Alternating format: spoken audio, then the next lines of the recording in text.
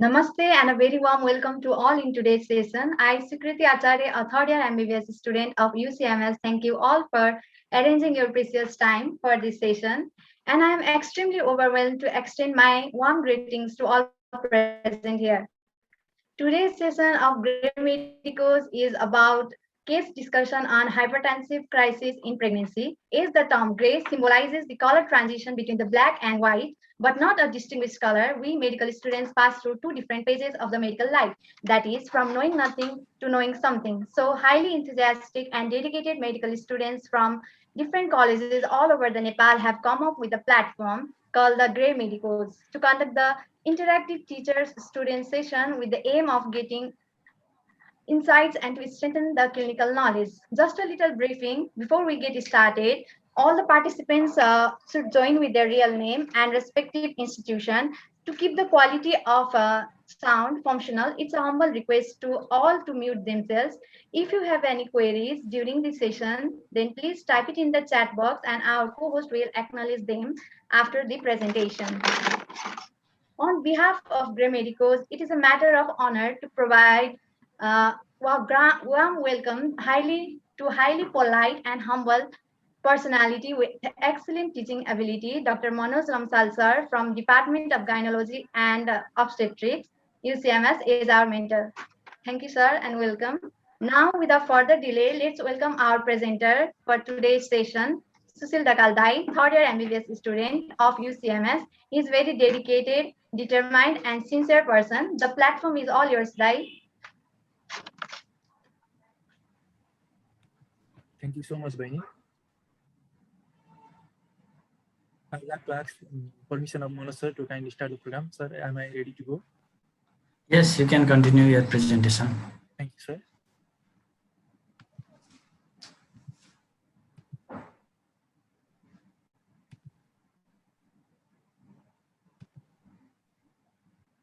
Sir, I am presenting case of Mrs. Dangi, 22 years old female from Rolpa, housewife, studied up to +2, wife of Mr. Karti Magar, 28 years, foreign employee by occupation. Her last menstrual period was on 2077, Phagun 8. Her gestational age is 36 weeks and 4 days. Date of admission is 2078, Kartik 21, and date of examination is 2078, Kartik 22, and she was admitted via emergency. With chief complaint of cessation of menstruation for 8.5 months, swelling of whole body for 2 weeks, and headache and blurring of vision for 3 days. History of presenting illness. According to statement of the patient, she was pregnant for 8.5 months, and it was her first pregnancy, which was conceived spontaneously. 2 months after marriage, and she is having twins in her womb. Her last menstrual period was on 2077, Phagun 8, and estimated delivery date is on 2078, Mangshir 15. Currently, she is on 36 weeks and 4 days of gestation. She had her regular ANC at Health Post of Rolpa, Province 5 of Western Nepal. Till 8 months, she had regular ANC visit. It was uneventful, but for last 18 days, she noticed swelling of her lower limb, which gradually got generalized, for which she went to local health post 9 days back, and she did her routine antenatal checkup. During that visit, she was told that her BP was raised and it might affect her as well as baby's health. So, she was told to visit some tertiary center for further management. 6 days back, she visited Lukmini Provincial Hospital and got her routine checkup, where she was told that her BP raised to level of 200 by 130 millimeter of mercury. She was complaining of headache, blurring of vision, difficulty in breathing, and generalized body swelling. From Budol, she was referred to UCMS in need of possible ICU support. At UCMS, she was examined and found that her BP was high at the range of 200 by 130 millimeter of mercury. She was given antihypertensive as she was complaining of blurring of vision. MgSO4, magnesium sulfate lowering dose was given. However, she doesn't give history of abnormal body movement, pervaginal bleeding, pervaginal watery discharge. She was perceiving fetal movement adequately till now. History of present pregnancy. In first trimester, Her pregnancy was diagnosed at home by urine pregnancy test after 1 month of cessation of menstruation. She gives history of nausea, vomiting, multiple episodes in first 2-3 months, which subsided spontaneously. She had her antenatal visit 2 times, and folic acid was taken. There was no history of drug and radiation exposure in first trimester. There was no history of pervaginal bleeding and no history of fever with rashes. Sushil, Yes, can I ask you some questions regarding the history of present illness of the patient? Yes, sir. Yes, in the history of present illness, you have mentioned that the pregnancy was conceived spontaneously. Does it relate to this patient or not? Pregnancy conceived spontaneously or pregnancy conceived after the treatment of some infertility? Does it relate with the history of the patient or not? Or you have just added in your history? There is some reason behind adding these things in your history. Yes, sir. She was married for 1 year, and so we can say that pregnancy was conceived spontaneously, sir. No, actually, I want to add something in your history that actually twin is not a normal phenomena in a pregnancy. Okay, in recent days, due to increasing trends in the infertility, most of the patient got treatment of infertility and most of the pregnancy conceived after the ovulation induction, and there is a chance of multi-fetal pregnancy in those who have taken the treatment for infertility. So I want to add this thing in your history. Okay, she has married for 1 year and she has conceived spontaneously, and there is no history of treatment of infertility. I want to add these things. Okay, you can continue your presentation. Okay, sir. Thank you, sir. Coming to second trimester, her season of menstruation continued. Quickening was felt by her at 5th month. Her ANC visit was done for 3 times in second trimester. GSC was done at 5th month and twins were detected. Anomaly scan was done and which was found to be normal. She had taken iron and calcium tablet. She had taken TD vaccine. There is no history of drug and radiation exposure in second trimester, no history of headache, blurring of vision, pervaginal bleeding, and no history of burning of maturation in second trimester. Coming to third trimester, she continued to perceive fetal movements. She continued taking iron and calcium tablet. She noticed swelling of leg, which later progressed all over the body. She went for antenatal checkup and her blood pressure was found to be increased. She also gave history of headache and blurring of vision. In third trimester, there was no history of decreased urine output, there was no history of pervaginal bleeding, there was no history of pervaginal leaking, and no history of pain in abdomen. Okay, wait. I want to just add something in your history. Actually, whenever a female conceive a twin pregnancy in your history, you said that she was told that during a routine antenatal checkup on third trimester at about 5th month of pregnancy, she was told that she is having a twin. Is Yes, it? sir. Yes, sir. According to your history, this is the history of the patient. So in case of twin pregnancy, there is an exaggeration of the symptoms. There is exaggeration of the early pregnancy symptoms like nausea, vomiting. Did she give any history of such thing or not? Yes, sir. She gave history of nausea, vomiting, excessive nausea and vomiting in first trimester. First trimester, for which she has to take treatment from health post, or it subsides spontaneously, or she had taken any medication for that. Can you explain about that? She said that it subsided spontaneously, but there was excessive nausea and vomiting at first trimester, sir. Oh, okay, thank you. Actually, can you explain why there is excess nausea and vomiting occur during the first trimester of pregnancy? Can you explain that? Actually, what I mean that the main hormone that causes excessive nausea and vomiting is beta HCG. In case of twin pregnancy, there is a excess secretion of beta HCG as the lady is having a twin fetus. So due to the twin fetus, there is an excess secretion of beta HCG, which may cause excess nausea and vomiting in a lady. So we have to ask about such thing also. Okay, your presentation is very nice. You can continue So you can continue your presentation. And what happened? The lady presented at the emergency department or labor room with the history of cessation of menstruation for 8.5 months and swelling of body for last 15 days, as well as nausea and as well as headache and blurring of vision for last I think 3 days. Yes, sir. What happened after she got admitted, after she was landed at the labor room of your hospital? Yes, sir. What has been done? What has been done to the patient? Sir, she was given medication for the hypertension, sir, because BP was excessively high. Yes, very good. Yes, sir.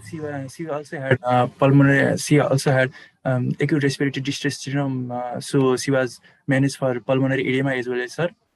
Okay. So examination, we will be there after. We will be on the examination portion after some Yes, sir. slide, I think. Okay, Yes. Continue your obstetric history. Okay. Thank you, sir. Coming back to obstetric history, she is married for 1 year. Her last menstrual period was on 2077, Fagun 8. Estimated delivery date is on 2078, Mongsir 15. Period of gestation 36 weeks and 4 days. Her obstetric formula is G1. She is primigravida. Coming to our menstrual history, her menarche was on 12 years with a regular cycle of 28 days, flow for 3 to 4 days, number of pad change were 3 to 4. Cycles were associated with pain in back, but no history of passage of clots. Her LMP was on 2077, Fagun 8, and estimated delivery date is on 2078, Mongsir 15.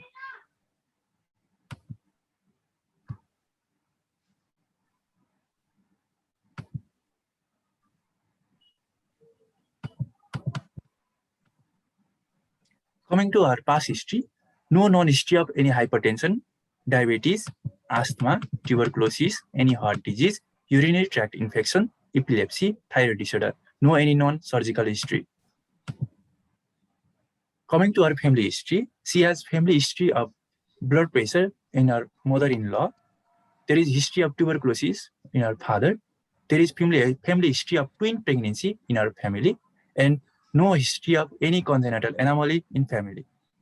Personal history, she is on mixed diet. Her sleep and appetite is normal. Bowel and bladder habit are normal.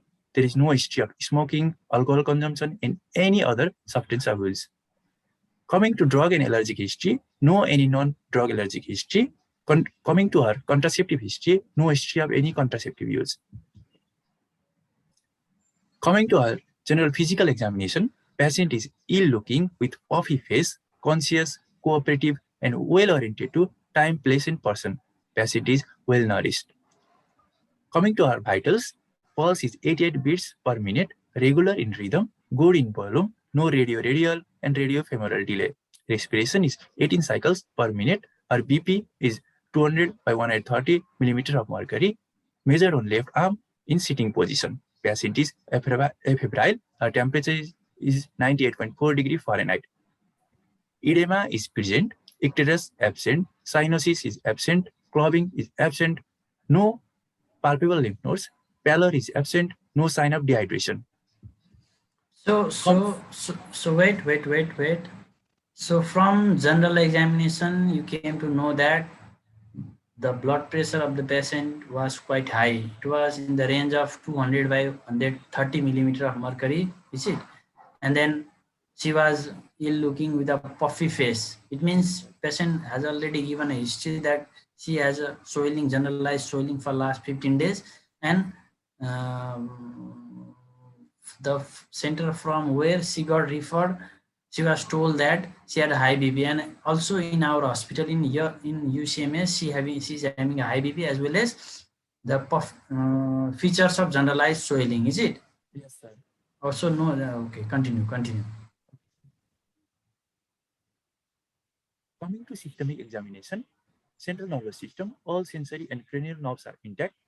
Cardiovascular system, S1 and S2 heart sounds are normally elicited. Respiratory system, bilateral vesicular sound heard at chest and fine crepitation were heard at the base of lung. Coming to power abdomen, inspection, uniformly enlarged up to the level of GP sternum with excess adiposity present.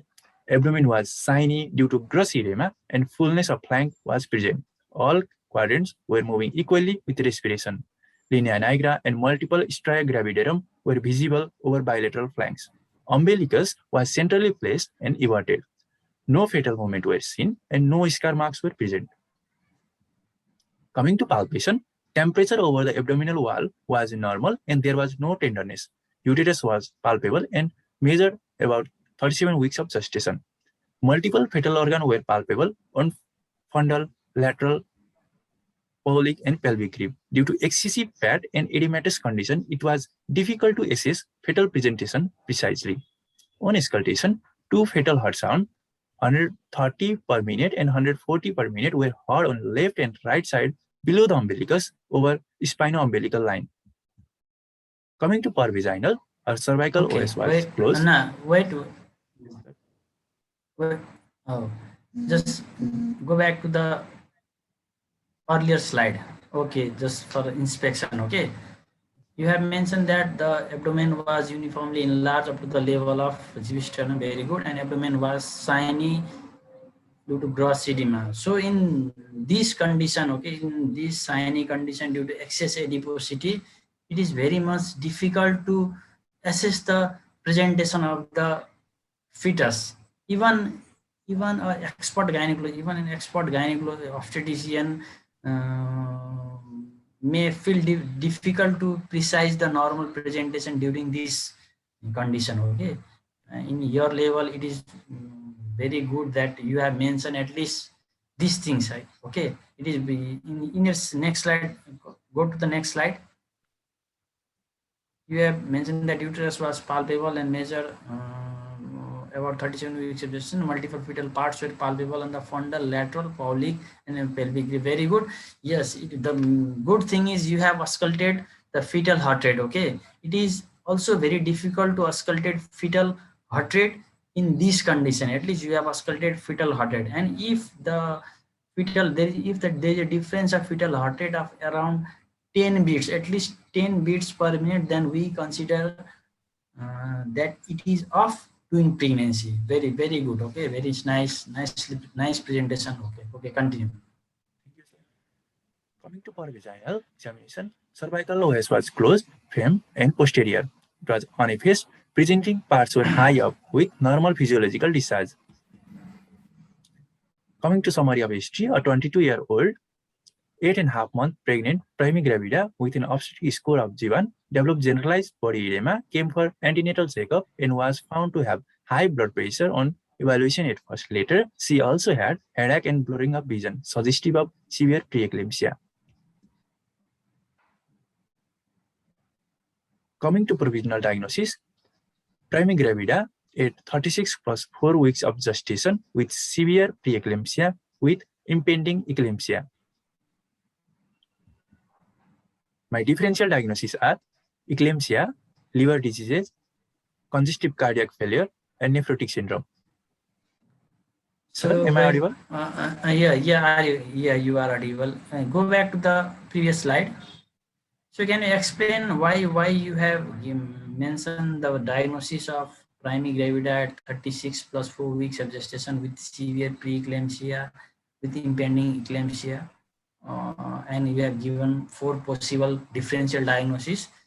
Can you elaborate why you have considered this diagnosis and why you have given this differential diagnosis of the patient? Sir, at first there is severe rise in blood pressure, sir. Very good. That is 200 by 130 millimeter of mercury, and she also has massive proteinuria, sir. And she gives blurring of vision. Actually, and headache. Yes, sir. Actually, till this slide, you haven't mentioned about the investigation of the patient. Okay, without knowing the investigation, also there are certain terminology, there are certain terms and conditions where we can diagnose the patient as a severe preeclampsia. Yes, can you elaborate this one? Can you elaborate this one? Yes, sir. Her BP is severely raised, and she gives history of blurring of vision and headache as well, sir. Okay, and also she is previously normotensive. Is it? Yes. Sir. She in the past history of the patient, you have mentioned that the lady was non-hypernormotency previously. There was no history of hypertension, is it? And this and her ANC till 8 months of gestation was uneventful. So she doesn't have history of any rise of pressure or something like that. Okay, one is she's pregnant. Next is the rise in blood pressure start in later half of the pregnancy. Second one, third is the blood pressure is very much high in the range of 200 by 130 millimeter of mercury. And in recent days, nowadays, even in the absence of proteinuria, okay, even in the absence of proteinuria, if the blood pressure of the lady rises more than 160 by 110, then also we can consider it as a severe preeclampsia. Okay, this criteria is fit for this lady. Okay, this fit for us. And why you have considered it as a case of impending eclampsia? So it may there are signs which may show that it may progress to eclampsia, like blurring of vision and headache. So Okay. I have given it impending eclampsia, sir. Oh, very good. Yeah, okay, there are other signs also. Okay, there are other, just like blurring of vision, clonus, epigastric pain, decreased urinary output.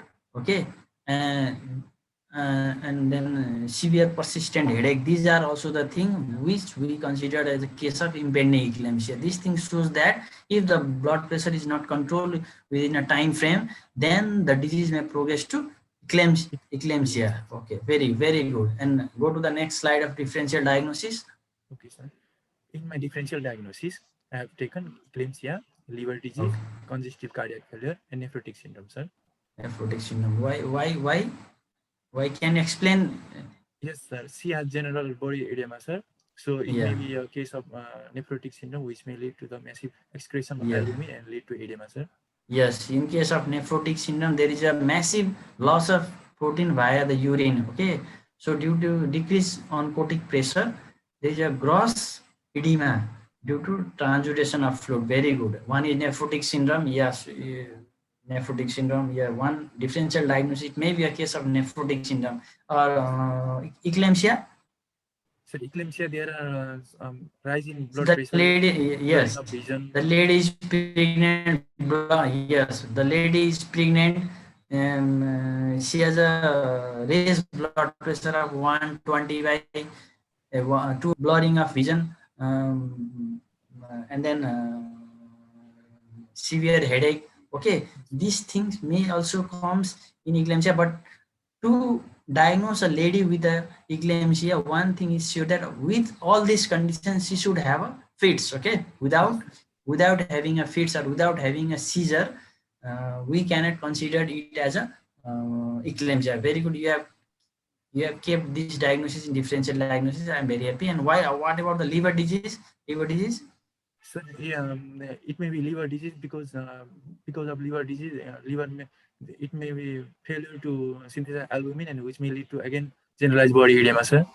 Okay. And then the negative points, just in case of liver disease, there is some patient may present with icterus. Okay, jaundice. Some patient may presented with icterus. The patient in your general examination, you have in your general examination, it is mentioned that there is no icterus. The lady is not. Yeah, the lady is not icteric. So the liver disease more or less has been ruled out. Okay, but still there is a chance of liver disease because she is having gross edema, and due to the less secretion of the plasma protein, she may have a chance of gross edema. Very and congestive cardiac failure.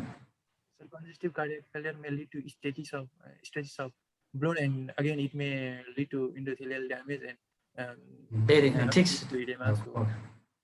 Okay, in your history you have mentioned that the edema arises from the lower limb. In case of congestive cardiac failure also, the edema arises from the lower limb, and later on it move upward. Okay, later on it move upward and also presented with the acute left ventricular failure. In that case, the patient may present with shortness of breath, cough on. Okay, these are the condition can be occur in such patient. Very good. All these differential you have more or less explain about the different terms and condition of the differential diagnosis. Very good. Continue your presentation. Thank you, sir. Coming to investigation, special investigation. The significant investigation is of urine routine examination. At albumin, we can see massive proteinuria, sir. Very good. And platelet count is significantly decreased, sir.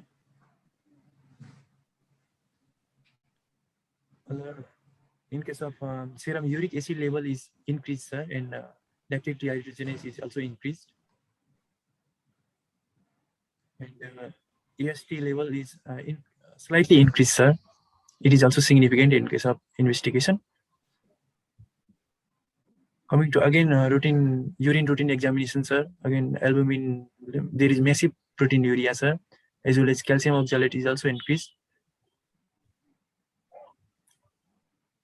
Coming to USG report, sir, it shows there are two fetus on maternal left side and right side, sir. Twin gestation in both in cephalic presentation, sir. Coming to our chest X-ray, there are some. It may show some. It has shown some sign of pulmonary edema as well, sir. And our ophthalmoscopic examination seems to be normal, sir. Sir, can I proceed? Yeah. You can proceed. So by analyzing their history, by examining the patient, and by seeing your reports, so what is your clinical final diagnosis? So my clinical diagnosis is that Primigravida with 36 plus 4 weeks of gestation, with severe preeclampsia, with impending sign of eclampsia, with HELLP syndrome, with twin pregnancy, with both twin encephalic presentation, sir. Okay, very good. Now let's go back to the slide of your investigation report. So in this report, it is mentioned that her hemoglobin level is almost normal. Okay, her hemoglobin level is normal, whereas on a routine microscopic examination of urine, it shows that the albumin is 4 plus. Yes, sir.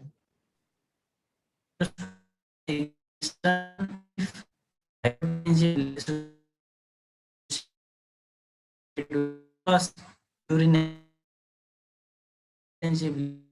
associated with one protein urine microscopy examination, it is considered as preeclampsia. But in this lady, there is a 4 plus protein in urine for microscopy examination. So it is a case of massive proteinuria. Okay, if there is a 1 plus protein in deep stick test, we considered as a protein loss of around 0.3 gram per liter. Okay, 0.3 per gram. If there is a albumin of 2 plus, then we consider as 1 gram per liter, loss of protein of 1 gram per liter. And if it is 3 plus, then we consider as 3 gram protein per liter. But in this lady, there is a 4 plus proteinuria, so the loss of protein is more than 3 gram per liter. So it is a massive proteinuria condition. Okay, and go back to the next slide. And also in this report, there is a raised LDS level. Okay, raised LDS means the LDS is secreted from the LDS is mainly located in the red blood cells. Now, whenever there is a hemolysis of the red blood cells, the LDS releases and it causes a raise in the level of LDS. Also, there is a involvement of the renal system also. Normally, in case of pregnancy, we consider creatinine normal up to level of 0.8. Okay, if the level of creatinine is more than 0.8, then we considered it as abnormal.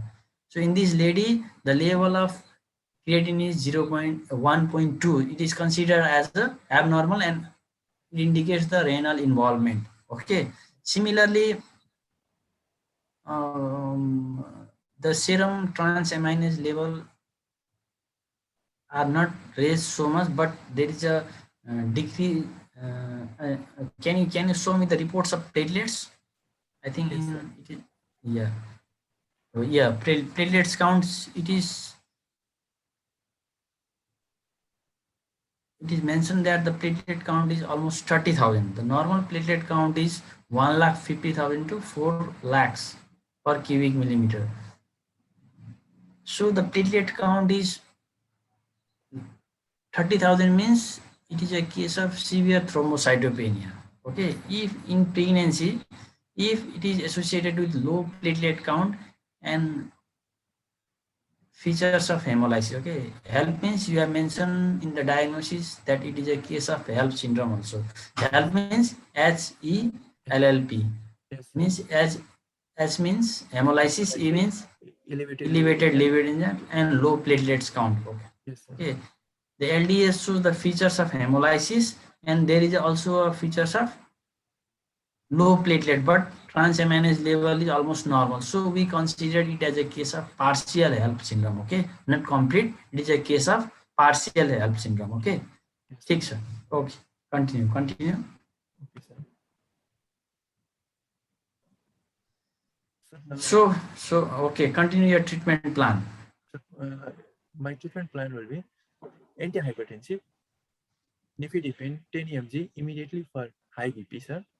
And Okay, it was again repeated till BP was 140 by 100 millimeter of mercury, sir. Injection of levodopa 20 mg IV given start immediately. Loading and maintenance dose of magnesium sulfate was administered. Injection of Lasix 20 mg IV start was given for chest finding and was improved.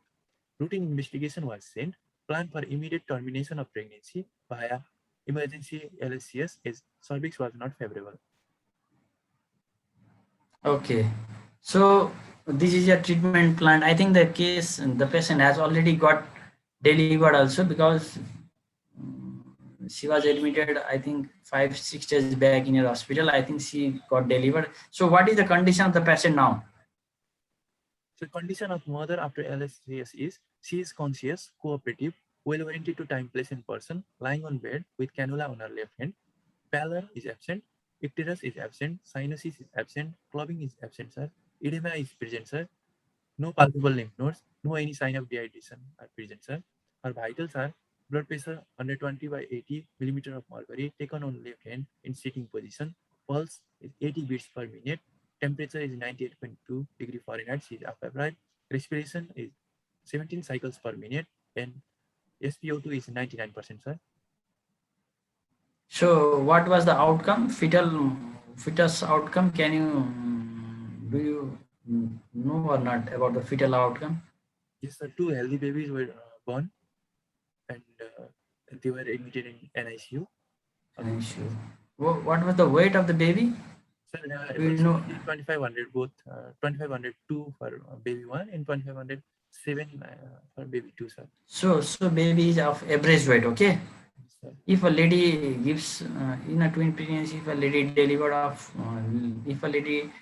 a baby whose weight is more than 2500 grams, then we consider it as a normal baby. So in this case, so let's go back to the previous slide of treatment. Yes, sir. So in this patient, you have mentioned you have, after she got landed in the labor room of your hospital, you have given antihypertensive medication like nifedipine and levodopa. Okay. Yes, sir. So how you use nifedipine in your hospital? So nifedipine, it is injection of levodopa was given, sir, which has immediately started. So listen, in such cases, okay, in cases of severe preeclampsia or gestational hypertension, first of all, previously we used to use alpha methyl dopa as a drug of choice, but nowadays alpha methyl dopa is not used normally. Okay, nowadays we use normally nifedipine and levodopa. Nifedipine is a calcium channel blocker. Whenever a patient gives history of raise in blood pressure, which is more than 160 by 110 millimeter of mercury, first of all, we give nifedipine 10 mg stat dose and we measure the blood pressure after 30 minutes. And if it is not controlled, then we repeat nifedipine after 30 minutes. So now nifedipine can be given to 60 to 90 mg in a day in an interval of 4 to 6 hours. Okay, in a day you can use a maximum dose of nifedipine 60 to 90. And also you have mentioned levodopa.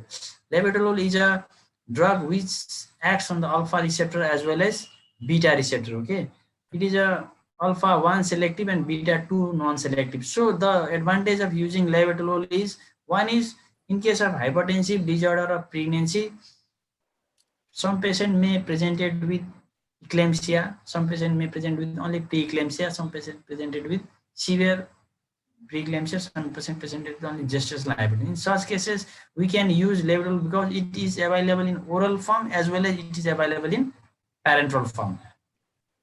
In the parenteral form, the maximum dose that can be given is 300 mg over 24 hours. Labetalol is available in 20 mg ampoule. Okay, first of all, we give a 20 mg of labetalol, and the blood pressure is not controlled, or if it is not comes to a desired level, then we repeat the dose of labetalol to 40 mg. Okay, after 15 to 30 minutes. And if it is not lower to a desirable, then we double the dose. Like now, in first setting we use 20, then 40, then 80 mg. In this way we increases the dose and we can use maximum of 300 mg per day. Very good. And what about this magnesium sulfate? Is it necessary to give magnesium sulfate in a lady who doesn't presented with a seizure? Yes, sir. It may present with serious complication later on. So in order to stop that, we are giving. Very good. Oh, yes. Nowadays, previously we used to give magnesium sulfate for only treatment of the seizure in pregnancy, but nowadays, in case of prevention of seizure, also we are using magnesium sulfate. Okay, in some center, some use only the loading dose of magnesium sulfate. In some center, both loading and maintenance dose is being used. Very good. Now in our hospital also we use loading as well as maintenance dose of magnesium sulfate in case of severe preeclampsia for those present with the imminent symptoms or impending features like this blurring of vision, headache. Very good. And also, yes, and also diuretic. You have said that you have used the drugs diuretic Lasix to start for the yes.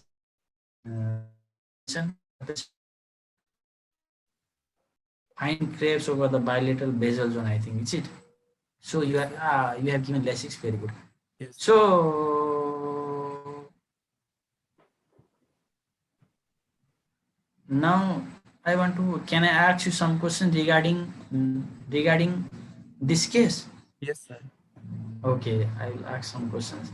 So if such lady, okay, if such lady, then the lady presented at near term, the lady presented at 36 plus 4 weeks of gestation in your hospital.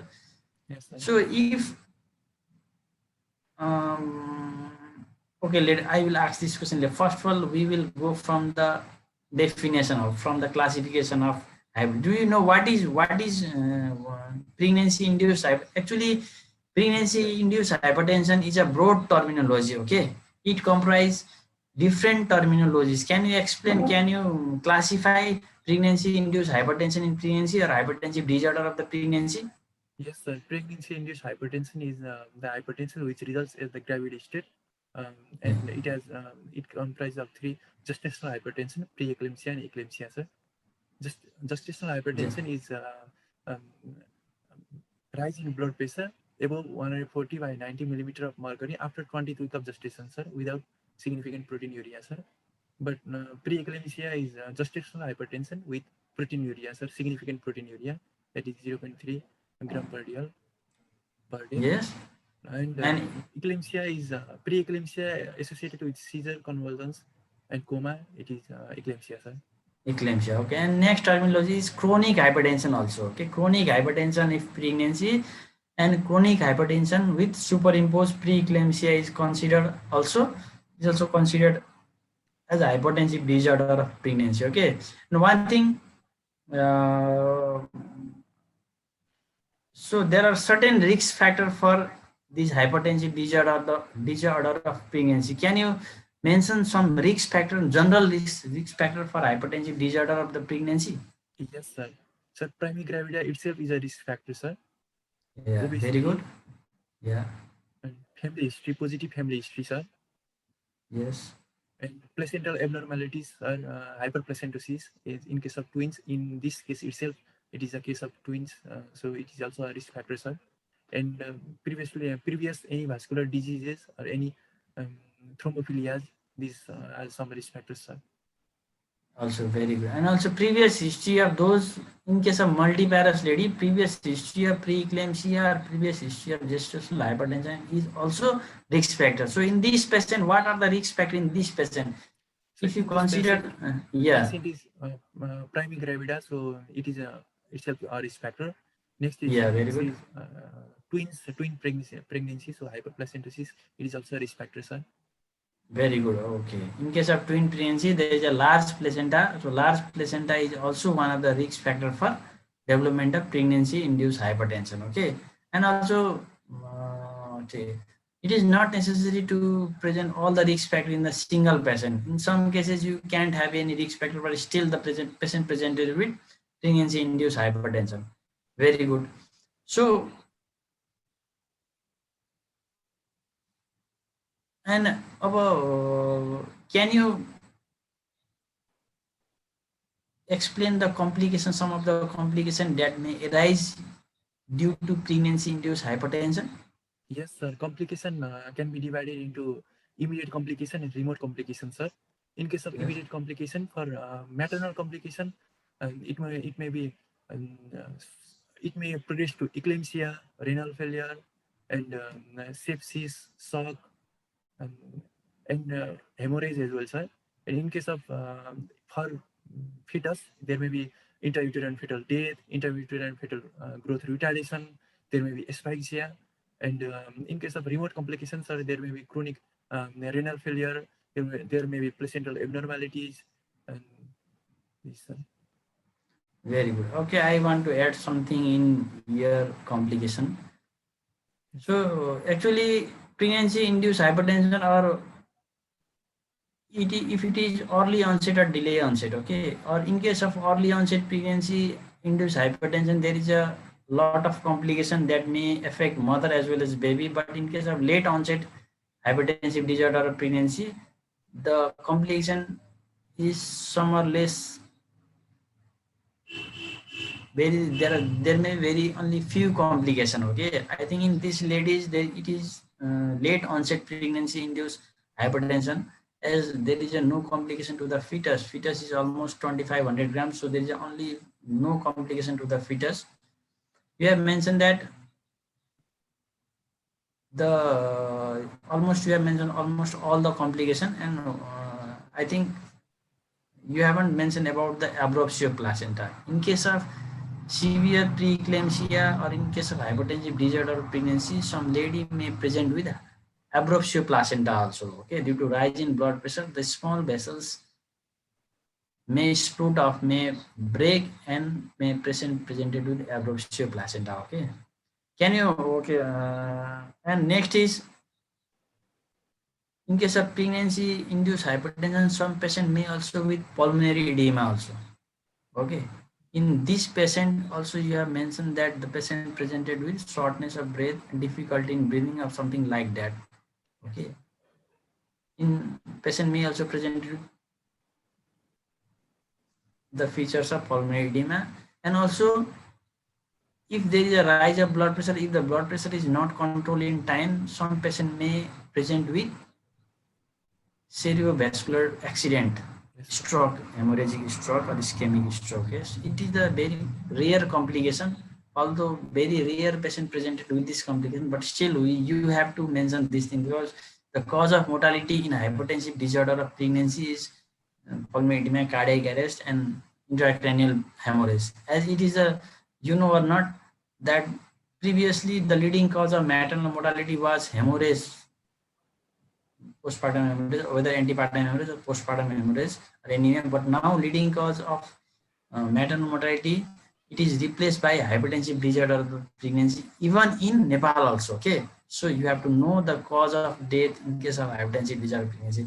Okay, can you explain the pathophysiology of Yes, sir. hypertensive disorder? Okay. Yes, sir. Failure of trophoblastic migration, sir, in during pregnancy, and the release of cytokines, sir, and oxidative stress, endothelial vascular damage, sir, and in deficiency of angiotensin S, which leads to increased sensitivity of angiotensin second, which is a potent vasoconstrictor. It compresses the blood vessels, sir, and oxidative stress, sir, it also leads to vasospasm, sir, and ultimately leading to vasoconstriction. Okay, yes. The main thing is defective trophoblastic proliferation. Okay, you have to mention this thing. The main thing is defective trophoblastic proliferation, and second is exaggerated immune response with defective endothelial function. In pregnancy, actually, during the phase of trophoblastic invasion, the spiral artery that is present on the uterus is invaded by the trophoblast. Okay, up to the muscles layer of the muscular layer of the spiral artery is invaded by the trophoblast, and after the invasion of the muscular layer by the trophoblast, the spiral artery get permanently dilated. The spiral artery get permanently dilated, and it is less sensitive to the vasoconstricting agent that is secreted during the time of pregnancy. So in case of severe preeclampsia or hypertensive disorder of pregnancy, this spiral, there is a defective proliferation of trophoblast towards the spiral artery. So spiral artery is still constricted in this condition. So due to this constriction, there is a rise of the blood pressure. You have to mention this one. The second thing is there is a defective endothelial damage, due to which normally endothelium prevent the exaggeration of extraction of fluid outside the vascular system, but in case of hypertensive disorder of pregnancy, there is a gradual gross endothelial defect, so fluid gets exuded from the vascular space, so patient presented with the edema. Very good, very good. So almost we have answered all the questions. Now let's back to the case again. Okay, till now we were discussing about the theory portion of hypertensive disorder of pregnancy. Let's back to the case. So this patient presented with blurring of vision, severe features of preeclampsia, and you have terminated the pregnancy. If such patient, okay, some patient, it is not necessary that all the patient presented at 36, 37 or near term pregnancy. Some patient may present also early pregnancy, like some patient may present at 32 weeks, 34 weeks also. Okay, in that condition, how will you manage the case? If a patient presented with 32 weeks of gestation, how will you manage the case at 32 weeks of gestation? Yes, sir. If patient presented, same patient presented at 32 weeks of gestation, sir. Previously, at first I will manage by giving antihypertensive, sir. If at first I will admit the patient, and I'll give her ask her to take a rest and check her BP. And if since she has high blood pressure, so I'll manage her by giving antihypertensive, sir. If she's recovered from her high blood pressure comes to normal, then she can be discharged, sir. If her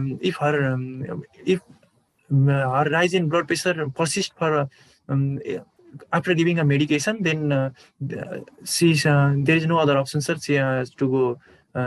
She has to manage by either LSCS, sir. Okay. I want to add something in your answer also.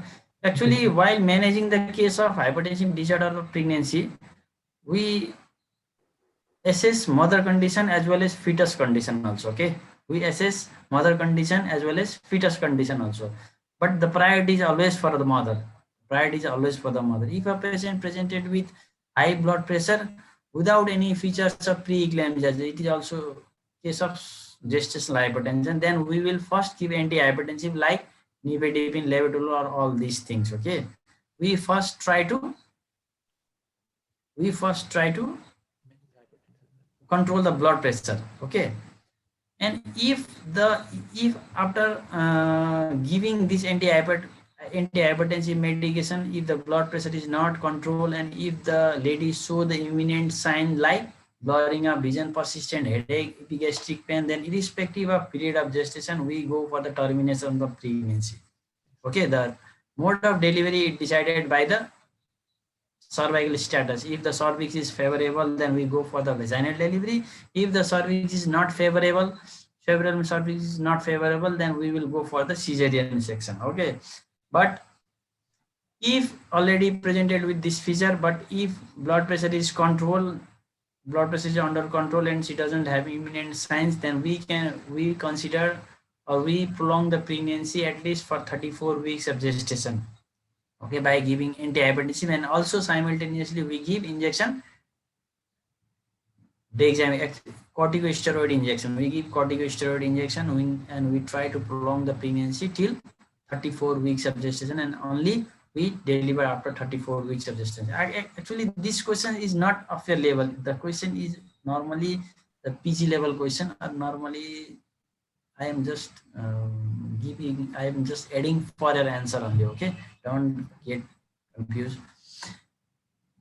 So if a lady presented with high BP after 34 weeks of gestation, we can also go for termination of pregnancy. But before 34 weeks of gestation, we can go for termination after giving the corticosteroid treatment and controlling the blood pressure. Okay, if the blood pressure is not controlled, then irrespective of period of gestation, we can go for the termination of the pregnancy. Okay. Okay, sir. And is there any questions? I think so many has entered in this room. Is there any questions regarding the case?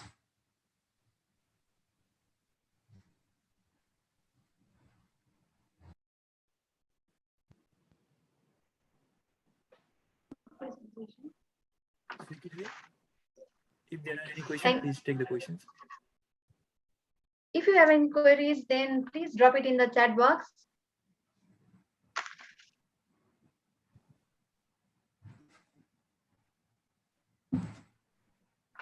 Sir, there is a query. Can we give nifedipine and magnesium sulfate both at a time? Yes, we can give magnesium sulfate and nifedipine at the time. In some books, in older books, theoretically, these both drug acts by the same mechanism of action. Okay, theoretically, it is written. We can think that both of the drug can act in the same way. So if we give magnesium sulfate as well as nifedipine in a single setting, that it may decrease the blood pressure. But the study shows that, or in clinical practice, there is no effect of one upon the other. So we can give magnesium sulfate in those patients who is taking nifedipine also. Okay, so don't confuse with that. Both the drug act in the same way, so it may having an additive effect. Don't be confused with that. We can use this drug simultaneously.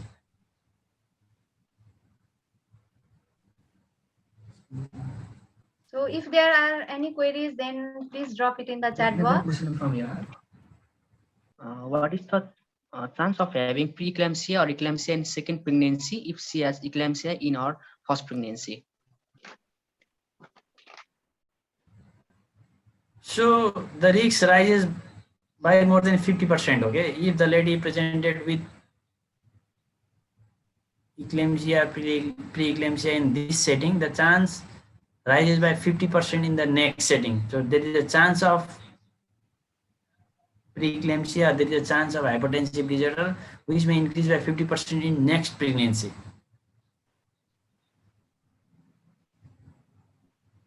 Here is another question, sir. What is the threshold level of hypertension to start antihypertensive? This is the question from Jana. So the level of threshold is normally if a blood pressure is more than 150 or 160, okay, 160 by 150 by 110. If the blood pressure becomes more than 150 by 100, then we can start antihypertensive medication.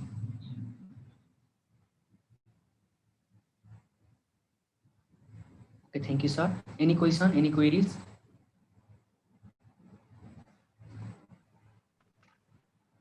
I think there are no more queries. So I would like to welcome Shreya Paudel to present a token of love to our respected Dr. Manoj Lamsal sir and our presenter Susil Dakaldai. The platform is all yours, Shreya.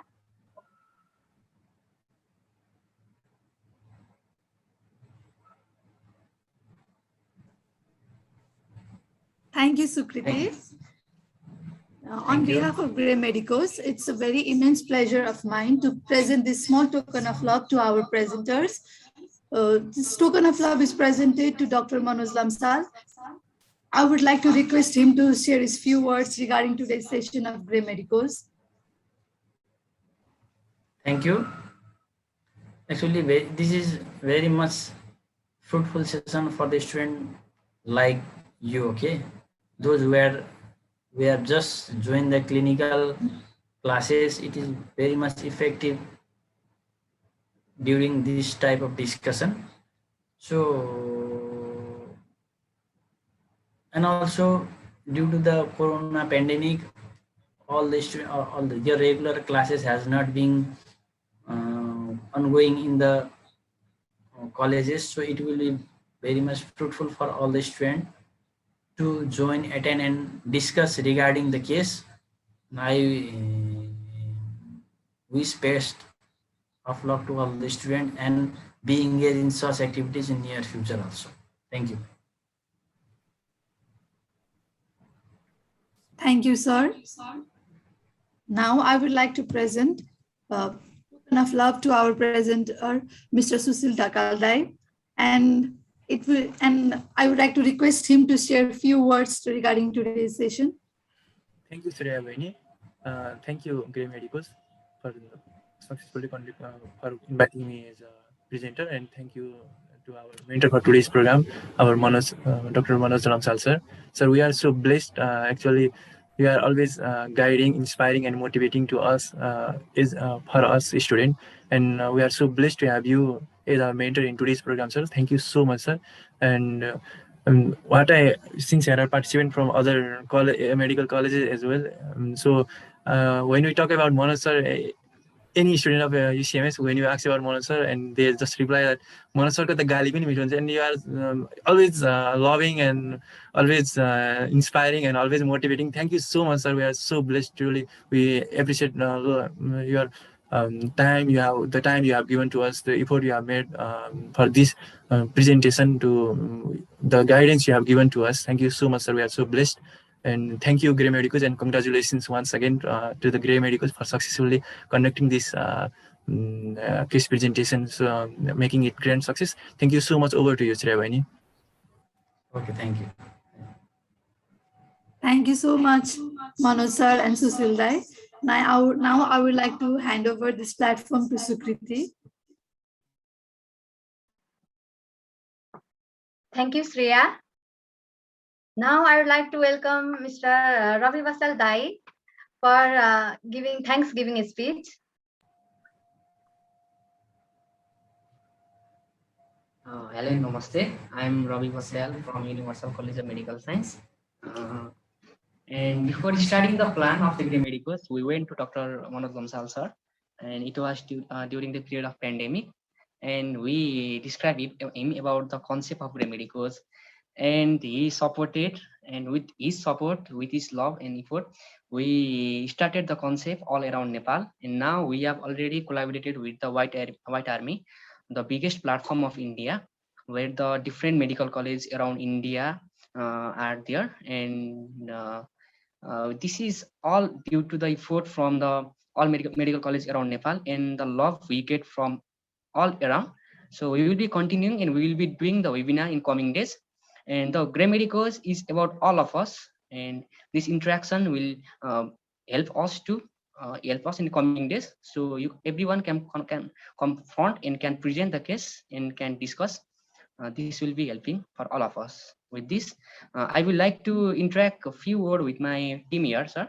We have Sabin Regmidai from Janaki Medical College, and we have Roshan Bhatrai from Chitwan Medical College, and we can see from different medical colleges the team are here. So So Fabin Rengmi Dai, will you introduce yourself, please?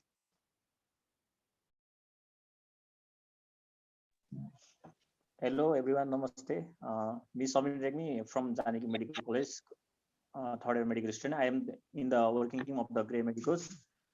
I'm feeling very much happy and satisfied from the webinar that I've gained many knowledge, and this is the platform to study and learning together. And thank you, Ravi, for your hard work and all the team.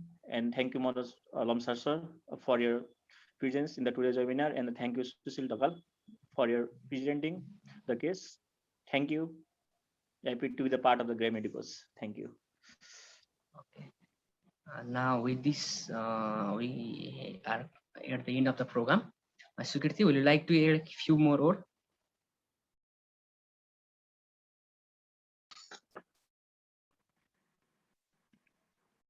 It was indeed a great session. So thank you, Dr. Manoj Lamsal sir, and thank you, Susil Dai, for your wonderful presentation. So I want to thank everyone for joining and motivating us. So we will be back soon with the new session. So thank you everyone for motivating us. Have a nice day.